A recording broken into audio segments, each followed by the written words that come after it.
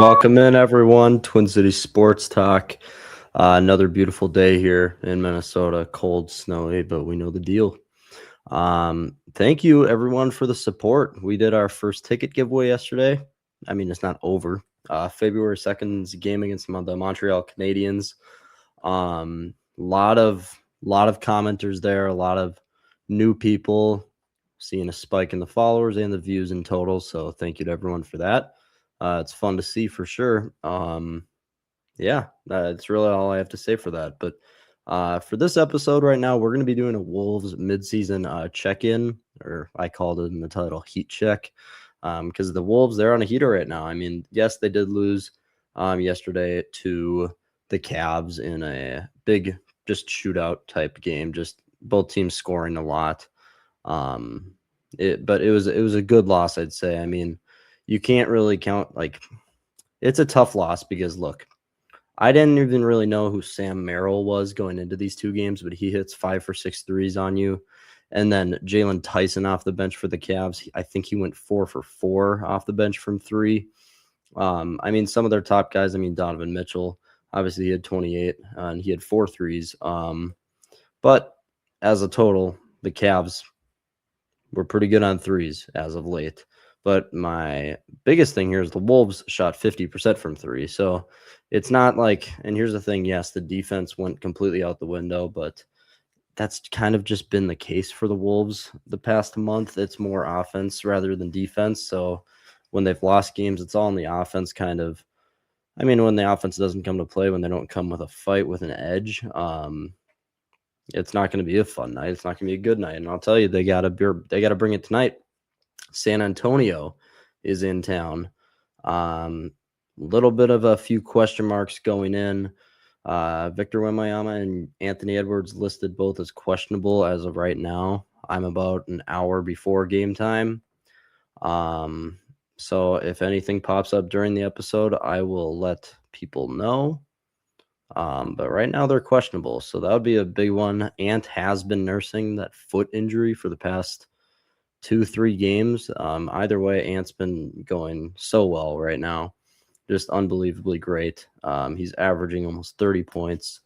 It's MVP numbers that he's putting up. I wouldn't put him up there with Nikola Jokic because those MVP numbers are obviously a couple steps above Anthony Edwards based on assists and rebounds. I mean, Jokic is averaging a triple-double. And I will have to say, if Jokic wasn't having this big of a year and Shea wasn't getting his 12, 15 free throws a game, Josh Giddey on the Bulls, I know he just got injured against us, but he's almost averaging a triple-double. I mean, that's just a fun little thing that I ran into when the Wolves ran into Chicago there. He was averaging 20 points a game, while 19.2, 8.9 rebounds, and 9 assists. And he's shooting almost 40% from three. Josh Giddey. Yeah, I mean, the name kind of flies under the radar for sure. If you think of like averaging triple-double, you're going to think of Nikola Jokic right away. So it definitely flies under the radar, but it's a fun little like segue there, I guess. Right now, like I said, Wolves midseason heat check.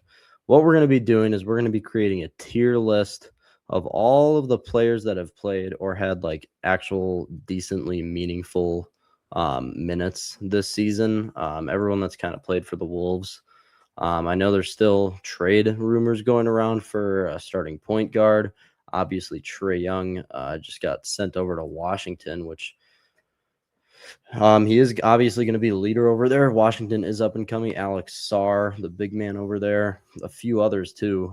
But I feel like it definitely surprised people where Trae Young's mind was at going to Washington, having one of the worst, definitely one of the worst teams in the league to, I mean, call it straight. That's kind of what it has been or is right now. Either way, kind of a definitely a weird one there, but all right, we're going to get right to it here. We're going to be ranking S tier, A tier, B, C, and D. S tier, it's kind of just, if people don't really realize this, it's kind of just like a tier list kind of a thing. Maybe it stands for superior above all these others. I don't really know. It's just what you see when people make tier lists, you know. It's just what you see. All right. First, the man, the face of the franchise, one of the faces of the NBA, Anthony Edwards. I mean, there's not enough that you can say about him right now. He has that little injury bug, but the man is shooting 41% from three. He's the third youngest player in NBA history to reach 10,000 points. And this is his first year really averaging 29. So it's only up from here with Ant. And guess what, people? I should actually probably know this. But Anthony Edwards is 23, I think. So just based on that fact, like absolutely crazy. Absolutely crazy. He's 24, actually, I'm pretty sure. I think he's 24. But either way, he's on the projection. He's on the way. He's doing everything the team needs. Like seriously, like last year he averaged 27 points per game. He's on a step up this year, shooting 41% from three. He's gotten his mid-range game back now. We kind of saw that in the playoffs 2 years ago against Denver, where he was banking shots off the corner there, and it was fun to watch him play with all assets of his game, and that's really kind of what he's getting after now. And it's fun to see him not really just look for the three ball. And the thing with Ant, he had a period where he kind of wanted to be like a Steph Curry ran offense, where Steph is running around basically the entire game, around 100 screens set around him, where he's finding bubbles, he's finding gaps that he can find a good three ball, which that is Steph's game. Anthony Edwards is one of the best driving guards like in the league, undoubtedly. I mean, this guy can finish in any way or any fashion. One thing I'll say, and I keep saying it, just quit asking for fouls. But I will say it evens it out because at least he doesn't flop like a special someone SGA. And you got to use all assets of your game. Your ball handling is fantastic. Your three-point shooting has been the best of your entire career this year. So obviously don't stop doing it. But if you have a contested shot, unless it's like buzzer beater time, find a different shot instead of chucking up really anything. And I'm not saying you can't make them, but anyway, Anthony Edwards having the best year of his career. He is easily S tier. He is the literal only reason why the Wolves are 25-14 right now, fourth in the West. If he wasn't averaging 30 points in some of these close games against worse teams than us, we would probably be sitting at around 21-18, 21-19. And it's a bunch of these role guys that we'll get to, and as the reason why we're only 25-14, because I can go back. We have losses. I mean, we have bad losses, and I'll like a few of them. Well, okay, I will say the Pelicans, easily the worst team in the league. I think the Pelicans right now are sitting around like 8-32, if that sounds right. 7-32, 8-32. But either way, you barely squeak by those. If Ant was not playing, we lose 2 games to the Pelicans. But you have 2 horrible losses to the Suns. You have a horrible loss to the Memphis Grizzlies and the Kings. And then you also lost to the Bulls and the Nets. It's like these role players are kind of the adversary to that. Either way, we'll get to them. But I'll talk more about each one. Next one is Jaden McDaniels. Obviously, Jaden McDaniels, honestly, this year, really coming more into his offensive game. Like he's been kind of around that edge where you kind of see him breaking through other years. This is the first kind of year where now he's averaging about 15 points, 5 rebounds. He's obviously just a great defensive specialist. I mean, he is shooting the 3 ball at an impressive clip either way, yes. And I think he is shooting the 3 ball at 41%, which is fantastic. But he's out there to give you some hard-nosed defense and some quick feet. He can guard anyone on the floor. I mean, Jaden McDaniels is 6'9". He can guard. You can put him out there to play against anyone. Maybe not like a Victor Wembanyama, but like he can play anywhere on the floor. He's going to give you good defensive minutes. He's one of the more only consistent defensive players on this team. We'll get to others, like I said, but Jaden McDaniels really coming into his own on the offensive side, which is huge. That's what you need to see from him. The first game against Cleveland, he had 26 points. And there he didn't rely just on the three ball. It's not like he had a miracle three ball game like you see some of these Cavalier guys have in that second game. He had only 3 threes in that game, but the rest, he drove the lane, he got inside, and he made tough shots, which that's what he needs to be doing more too. Jaden is a fantastic finisher at the rim. I mean, a 6'9" body, and he's quick. He can, I mean, he tries to a lot, and I'm not saying you can't do it, but he tries to poster a bunch of dudes all over the place. Jaden McDaniels. If I was, see, here's the thing. If I was going off of a list solely based off of expectations, and then if they've superseded them or if they've gone under the expectation for the year, I would say he's S tier. But right now, I'd say Jaden, because it's not consistent scoring. Ant is consistently putting 25 plus points every game. That's what you've gotten from Ant, and that's what you expect now. Jaden, you're gonna have a 3-game stretch where he scores 5 and 7 points, and you'll still have the defense from him, but it's too inconsistent for me to put him in S, I think, because the S is a very sacred tier. Maybe that's what the S stands for, actually. Someone comment below what it actually stands for. I don't know.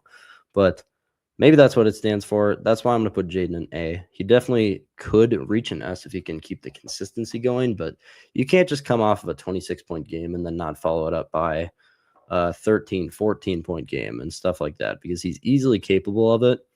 And if the Wolves want to compete in the playoffs specifically, he's your guy that you need to have scoring from coming into the playoffs, because you can't just rely on Anthony Edwards and Julius Randle to get you points in the playoffs, because guess what? You're only getting defense from one of those, and it's Anthony Edwards. Julius Randle isn't going to do anything on that side of the ball. And so if he gives you offense, then you should be sitting well. All right, next one, Jalen Clark. All right, it was an interesting stat about a month ago through the season. It was every time Jalen Clark played 15 or more minutes, the Wolves were 15-0. I don't know where that stat sits right now. He's obviously, just like Jaden McDaniels, not just like Jaden, but he is a defensive superstar. He's going to give you a bolt and a jolt of energy and really just kind of turn a game around. He can at any point, no matter really who you're playing. The offense, I think he's only averaging about 4 points per game, but he doesn't get like the consistent minutes per se. I think he only averages 13, 14 minutes. Either way, he gives you a lot on the defensive end. And if, like I said, if I were going expectations, I'd put it at kind of a B, just kind of like the average good. And actually, I think that's where, no, you know what? I will put him at a, no, just because of that stat. I'll put him at a B just because of that stat of they were 15-0 when he was playing 15 or more minutes. And I'm looking at his game log right now. In the last 10 games, I mean, he played more than 15 in Chicago. You lost that game.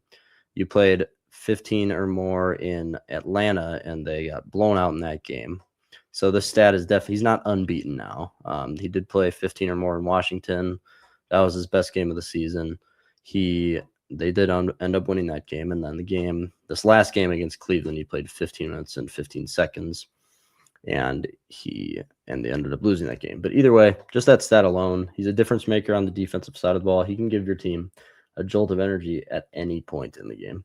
All right, next one. If anyone knows me and my Wolves fandom, you know I want this man traded. Julius Randle, okay? And I am not going to like sugarcoat it at all. Julius Randle is one of the biggest disabilities that the Wolves would have going into a playoff series, because with one of your top scorers, which yes, he can score the ball in many ways, but to be completely fair, he turns the ball over at a high rate. I'll just put it that way. I mean, he almost has 3 turnovers per game just himself. He's inconsistent on the offensive side, but then you go to the defensive side, he gives you jack squat, absolutely nothing. He will not give you 10 minutes of good defensive play in a game. And it's proven because in the OKC series, he was tasked to guard Lou Dort to Jalen Williams and these fast guys. OKC is such a fast team, and I'm interested to see how he's going to fare tonight. I don't know what the matchups would be, but the NBA is a fast league now. Houston's a fast team, and they're going to be in the West in the mix there. But specifically OKC, they're the team to beat, obviously. And I genuinely do not think the Wolves can beat OKC if Julius Randle is playing the second most minutes on your team, because this guy, I mean, in the playoff series, the Wolves got ran up and down the floor. Ant was just hurrying his butt off. Dante DiVincenzo was doing all he could. Julius, I will not go over his offensive stats, though, because Julius has been a reliable offensive threat. I mean, he's averaging 22 points per game, 7 rebounds, and 5.7 assists.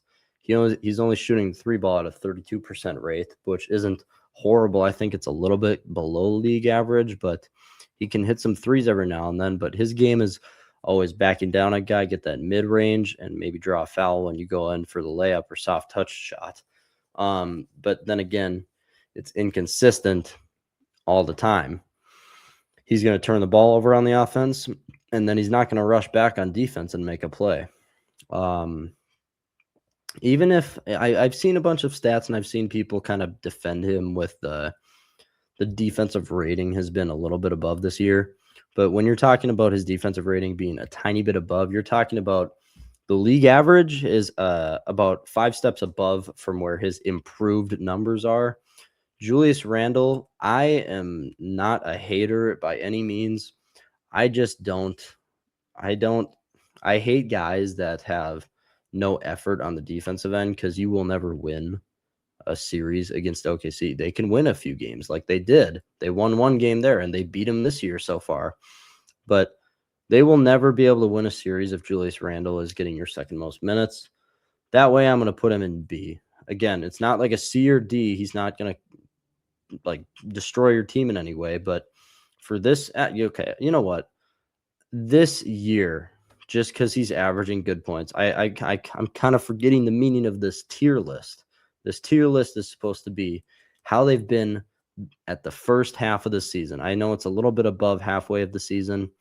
That's what it is. That's why I'm going to put him in A, actually. I got to remember the meaning of this list. Either way, next one is Bones Highland. Now, this one is a fun one because Bones came kind of really out of nowhere. A guy we signed, I think just in this offseason, I'm pretty sure. Either way, he has came in a bunch of games and given you a complete spark, just all over the place. He has scored. He's moved the ball around. He's fast. He's going to give you some good defense. Bones Highland has been a breath of fresh air definitely for the Wolves this year. And I'm not going to get too in depth with it. He can shoot the 3 ball at a decent clip. He can drive the lane. His finishing has been real good. That left hand of his, he's been showing that a lot. He's averaging 6 points, 1 rebound, 2 assists. Small. He's a point guard. He's not going to be getting in there for a lot of rebounds. But the points have been up and down. He just scored 12 against the Cleveland Cavaliers last game. I think B is a perfect spot for him. He's not going to be an everyday. There's a reason why the Wolves are shopping or in trade talks for another point guard, whether that be Ja Morant, Darius Garland, or anyone else. Maybe Kobe White. Kobe White seems like a front runner from the Bulls, but there's a reason why they're in point guard talks. Because I mean, right now, Bones Highland, he averages 13 points or minutes a game, and he's not going to give you anything super special. He might have a good night here and there. Nothing special from him. Either way, next one, this is a fun one because he gets so much hate. Rudy Gobert. Rudy, gosh dang Gobert, averaging 11.2 points per game and rebounding 11.3 rebounds a game. He's averaging a double-double. We're not going to talk about the assists, but his field goal percentage leads the NBA in a 72.4% clip. I think, if I'm not mistaken, I think he's 0 for 2 from 3. He's taken 2 3-point shots, which is it's fun. But again, he's still averaging 31 minutes per game. He plays a good amount. And honestly, Rudy is I think in the latest poll, he's second in defensive player of the year voting. He should definitely be a front runner for that. I mean, what like he's averaging 2 blocks a game again. Steals, it's right around where he's always been, like that 0.7 range, I'm pretty sure.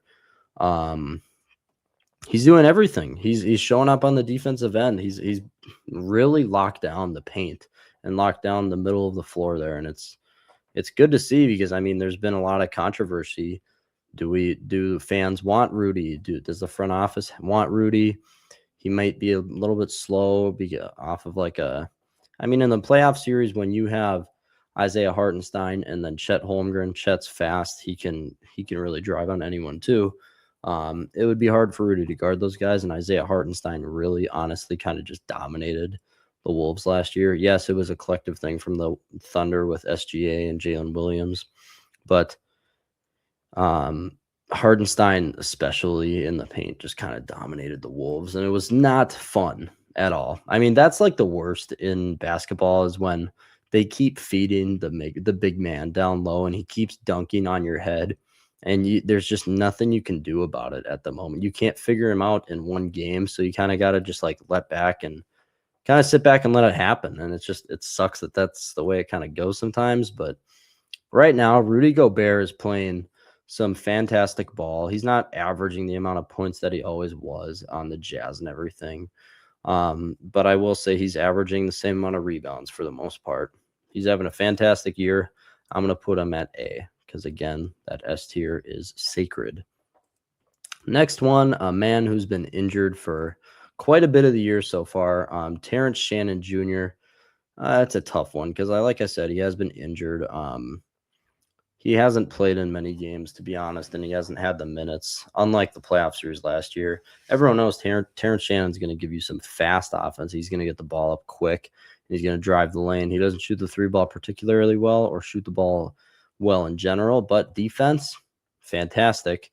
And then on the offensive side, absolute electricity. He's going to drive the lane. He's going to pick up fouls, or draw fouls. I shouldn't say pick up fouls. He's going to draw the fouls, and he's going to get to the line, but he's also going to have some acrobatic finishes at the rim. And the one game that really sticks out from this year from Terrence was I think it was the OKC game. Yeah, it was. He shot perfectly except the free throw line in that game. So he had 18 points, 7 from the field, but he also had 3 for 3 from the 3-point line. But he shot 1 for 2 from the free throw line, which has kind of been the story of the Wolves all year. The free throw line has not been the lucky charity stripe there. Terrence Shannon, though, a lot of these games not scoring really any points. He hasn't been a producer on offense in the games he's played. But then again, it's just the minutes. It hasn't been there for him, which sucks. Right now, just because on the court, the stuff he's been on for, it hasn't been the greatest. I'm not going to put him in D, but it's a C tier for right now. For the midseason point, for Terrence Shannon Jr., it's a C. And that brings me to my next one, Dante DiVincenzo. Point guard 1 for right now, shooting 37.6 from 3, which that's really all his offensive game is about. He's coming off 3 great games. Against Miami, he went 4 for 9 from 3. Against Cleveland, in the first game, he hit 6 for 10. And then in this last one, he hit 3 of 6. He plays 30 minutes a game. He's going to be one of your, even if you were to get a point guard, he's still going to get time coming off the bench, 100%. He is a game manager, and you need that on your team. He's been really good this year. Well, I guess I wouldn't say really good on the offensive side, but defensive too. Dante gets steals. You see him getting the steals midcourt and getting the breakaway dunk. You see that a lot. He's going to be active. His hands are active. He's quick with the feet. Yeah, but actually, I just looked this up. This is the most minutes he's had in his career at 31.20 averaging per game. He's never been above 30. 3-point percentage, kind of right average from where his career's been at. But yeah, again, the steals, 1.3 steals a game. The turnover mark, he is turning the ball over 1.3 times per game, so not terrible at all. Like I said, a game manager, he's a smart player. You're not going to see him drive the lane much, but he's your 3-point specialist, to be completely honest, and he's going to pull up from really anywhere. As far as ranking him, It's been kind of just a it's hard to describe, but I think people get it. It's just Dante DiVincenzo. You're gonna hit some threes, you're gonna get good defense. Um, I'll say the 3-point percentage is maybe a little bit down from where I'd want to see it. And in his role with the Knicks, he was an even bigger game manager where he would drive the lane, kick out to people, and drive the lane and look for shots down there by himself. But now he is a kind of almost strictly 3-point guy. Like you never ever see Dante. He's always at the top of the key. He's always passing to Ant and letting Ant kind of get his ISO or getting off a pick and roll with Rudy or something like that. But if I had to say, I'd say a B. It's a B grade. People are happy with Bs. I think it's another Dante year. It's just there's no other way to describe it, to be completely honest. All right, next one is Rob Dillingham. So this is interesting because Rob never had any injuries in his career now, and yes, he's not getting the minutes. I think rightfully so, though, because here's the thing: Rob Dillingham, he's not going to give you anything on the defensive end. And it's difficult because you draft him 4th overall, basically, and he's averaging 22 points a game in college at Kentucky. And then you bring him in and you're just so pensive to play him. I mean, it must be something they're seeing in practice. Maybe the size factor, because if I'm not mistaken, well, that's the thing. I'm pretty sure he is still 6'1" or 6'2", but like he's a small dude. He's not active on the offensive side. He's not in the time he does get, he doesn't look to score at all. He doesn't look to make plays. He's kind of an in-system guy, passing the ball, kind of let the offense run through other people, when this is the guy you draft to be the guy that's looking for shots like that. And so this is definitely a weird one because all of me doesn't want to put him in D, but from what we've seen from Rob Dillingham this year, he's averaging 3 points per game in the last 3 games that he's been in. And here's the thing, it's mostly garbage time he's getting, but why aren't they giving him time? We don't know, because it's difficult to know when you don't get time to prove yourself. But I'm going off of what I've seen this year, and from everything I've seen, you don't get defense from Rob. You'll get offense when he looks to score. The only times he's looking to score is in garbage time. It's like when he's coming in to play meaningful minutes, he is playing way too much in system. He's not taking his shots. I'm not saying I want him to take shots away from Anthony Edwards and stuff, but you got to look to score in some like aspects in some arenas here. Like Rob Dillingham, as much as I don't want to do it, it's a D. And I would not be upset because they obviously don't trust him. Chris Finch and Mike Nori and the rest of the guys there, they obviously do not trust Rob Dillingham to play meaningful minutes because, I mean, Ant's been hurt. Ant is nursing a foot injury, and they're literally saying, like, Ant, no, we can't have you not play. We need to have Rob in there. Or we can't have Rob in there. Sorry, messed that up. We can't have Rob in there. You need to be playing, which that's worrisome because you drafted him so high. Either way, could be a very big draft bust. I haven't given up on Rob by any means, but it's the intangibles. He's not looking to score, which that's what you have to see out of a 4th round pick. You brought him in because he scored 22 points a game in college, in one of the blue bloods in college basketball. All right, Naz Reid. Naz mother freaking Reid. This is just too fun watching Naz Reid play basketball, and I'm very thankful because Naz is finally doing kind of what I've said for him to do, which his nickname is Big Jelly, for anyone that doesn't know, or like that has been his nickname for kind of his entire career. Naz, you need to be driving the lane. I get the 3 ball. Naz is an amazing 3-point shooter for being a 6'11", like, or 6'9", I forget what he is, but like he's basically a guard in a center's body. He can move as fast as really anyone. He's just a big dude, but use that to your advantage and drive the gosh dang lane. You're gonna score. Like it's been inconsistent. So look, he scores 33 against Chicago, his season high in points, and I think his career high, or it was close to his career high. But then he goes into Atlanta and shoots 6 points. He gets 6 points on 2 made shots. He missed all of his threes. And then he comes back against Miami, 29 points. Washington, 9 points. Miami, 14 points. Cleveland, 9. Then this last game, Against Cleveland, 25 points. It's very inconsistent, and the reason why is because in these games that he's not shooting well, you need to be driving the lane because if you it's common sense. When you're shooting, okay, I'll say so in the game he scored 6 and then 9 and then 9 points. He was a collective, let me do my math here, 2, 6, 11. He was a collective 1 for 11 from 3 in those games. You need to be driving the lane and scoring in other ways. And that kind of maybe kickstarts your other aspects of your game, your 3-point shooting, your everything, your mid-range, like when Ant can do it all. Ant can shoot the mid-range, he can shoot the 3, he can drive the lane. Nas, you don't see mid-range. You might see a couple floaters every now and then.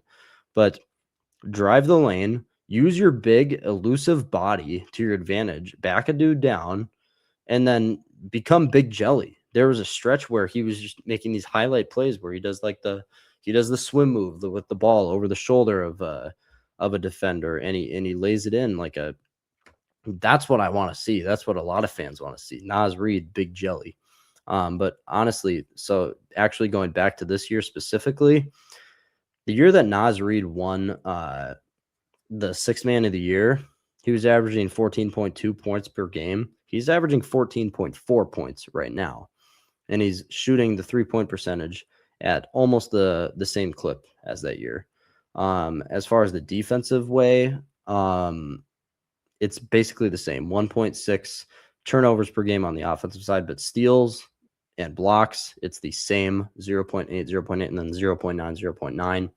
He's having basically the same year as he did when he won Sixth Man of the Year.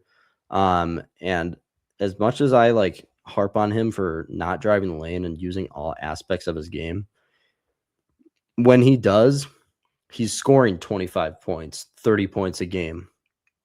Do it more. Nas, with your performance, you are S tier.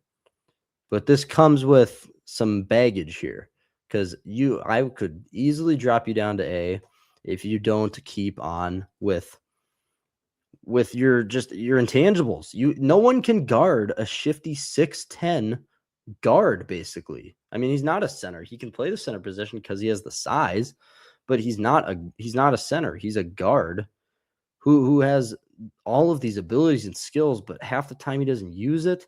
Nas, I can drop you down anytime I want, but please don't make me do that because too many good things with Nas to just not have him at S. And the stats prove it. He's having a great year again, but keep with the intangibles. Last one here is Mike Conley. Obviously, Mike Conley hasn't been the biggest factor here. I mean, he's really only in to hit a few threes every now and then, which he has done pretty good this year. Sitting, I think, I think he's dropped off a lot as of recently. He started the year really good from the 3-point perspective, but I mean, right now he's averaging 18 points or 18 minutes per game, not points. He's averaging 4 points a game, I think. He's your vet. You want to win him a ring. I was surprised he came back again this year.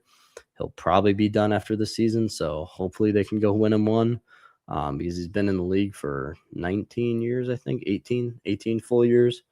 Either way, the performance this year, it's nothing special. He's not scoring.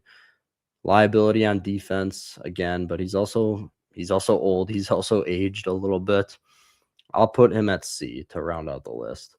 But honestly, all right, for the summary, Ant and Nas, superior performances through the first half of the season. And then A tier, Jaden McDaniels, Julius Randle, and Rudy Gobert, as much as I want to put Randle in B. But B, Jalen Clark, Bones Highland, Dante DiVincenzo. C, Terrence Shannon Jr., Mike Conley. And then D, Rob Dillingham.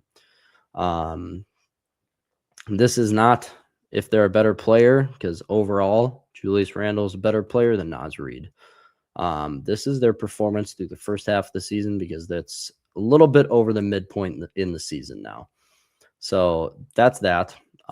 Last thing here, like I hinted at before, Wolves have a big game tonight. Big game against the San Antonio Spurs. I'm going to check again if an update on some injured players here are going to be Victor Wembanyama from the Spurs and then Ant. He's coming in questionable too with the foot. that he's been dealing with. So I'm going to check on because at the time of this recording right now, I am like, okay, Victor. So Wemby is good. He's available to play in Sunday's game against the T-Wolves. So yeah, there you go. You're going to need to bring your A game because the last time we played the Spurs, we won, but Victor was out. And then as for Ant, let's see here.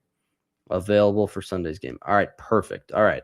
Both are playing. You get both teams at their biggest strength. So that's how I like it. I like when I can have some competition. I don't like when teams are like I think it was the Kings game, or maybe it was the Washington Wizards game a few months ago. Either way, when guys are hurt, it's just not fun watching this like G League looking team play the Wolves because, well, honestly, the Wolves haven't played their brand of basketball against these teams for the most part. But either way, people get what I'm saying. It's not enjoyable to watch.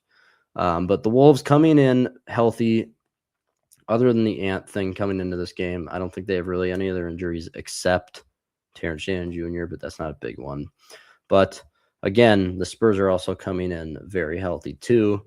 A few other guys to really worry about. De'Aaron Fox averaging 21 points this year.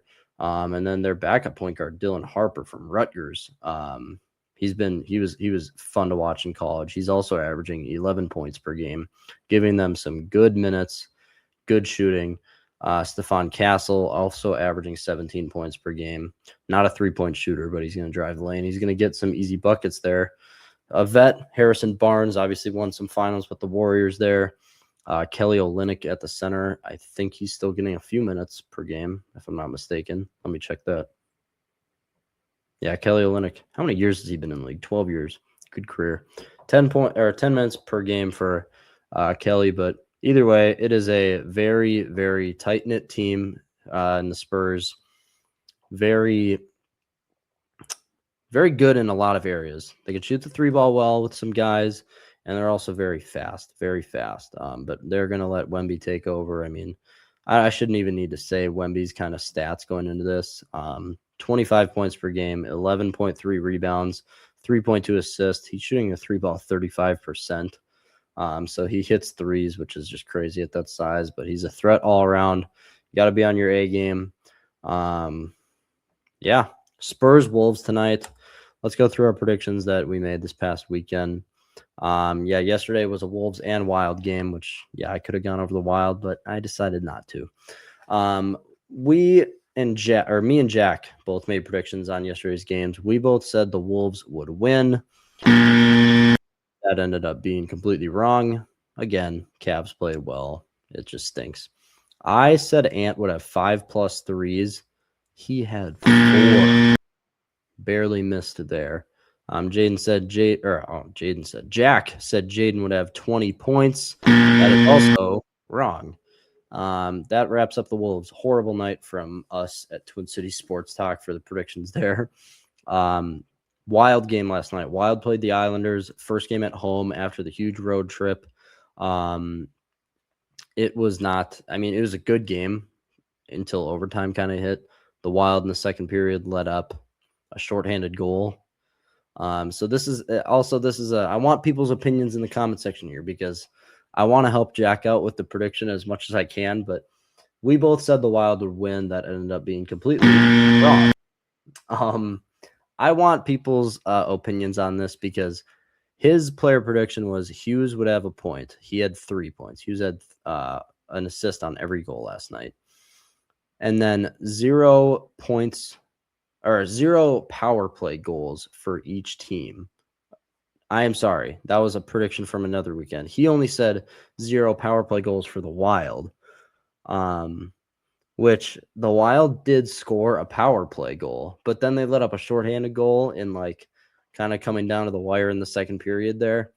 I feel like it would have been fun to give him the point and kind of just negate it, but I'm not going to do that because I'm competitive. You guys, anyone that knows me knows I got to win this if I can. But Jack, I'm sorry if you're even watching this. Either way. All right. My player prediction was the first line would have all the goals, which this is definitely a talking point. I don't know if I should get the points here because obviously, so the Matt Boldy and the Kirill Kaprizov goal, 100%, ding, ding, ding. Those are good. But if you go to Ben Jones' goal, and congrats, Ben Jones, first goal of his NHL career.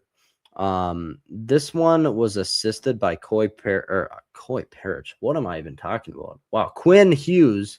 I just got my mind all over the place. Long weekend, I guess. It really wasn't, but I have no excuses, people. I'm sorry. Brock Faber and Quinn Hughes assisted Ben Jones on this goal. Ben Jones is obviously not a first-line player for the Wild, but 2 out of the 3 players on this play were first line. I am going to leave it blank. I was sitting at 11 points before in the point category. I'm going to leave it blank for now. If you guys see it changed come next episode, it is because I talked to the rest of the guys, Trevor and Jack, and we said I could have the point, which I know they're not going to let me, but I think it's a good talker. Assisted by 2 first-line guys. Man, it's a difficult decision there for sure. Anyway, right now I'm sitting at 40 and 30 with 11 points. Jack is falling down below 500 now a little bit, now 2 games under. So 17 and 19 with 7 points. Trevor's riding high, just coasting there at 19 and 14 with 5 points. Those are your predictions for this episode here. Wolves, Spurs tonight, big game. Also, the NFL playoffs going around right now. And honestly, it's been very fun to watch, exactly how I wanted to be. The Eagles and Niners at the moment are tied 13-10, and another close one. Also, George Kittle got hurt, which sucks. Hate seeing injuries either way. The Bears and Packers game was really good. The Bills-Jags game today. It's just, and the Panthers-Rams game. The Panthers had a chance. They had a chance. Jimmy Horn with a drop with 40 seconds left to go try to win the game for the Panthers. Either way, very fun NFL playoffs right now. But for me, right now, Twin City Sports Talk, we are done here. Again, thanks for everyone for showing the support on the ticket giveaway we're doing. And for anyone that hasn't done it so far, go to Instagram to see the rules of our ticket giveaway. We're giving away 2 tickets to the Minnesota Wild versus Montreal Canadiens game, February 2nd. So everyone go check that out. Go register to win kind of thing there. And for anyone that's done it, I hope you win. We draw on January 26th, the winner for that. We're going to be drawing completely randomly. I can't decide if I want to put the names in a hat and do it on the video here or just kind of randomly on Instagram without being recorded. But anyway, we'll see you tomorrow for another episode. Twin City Sports Talk. Thanks for watching.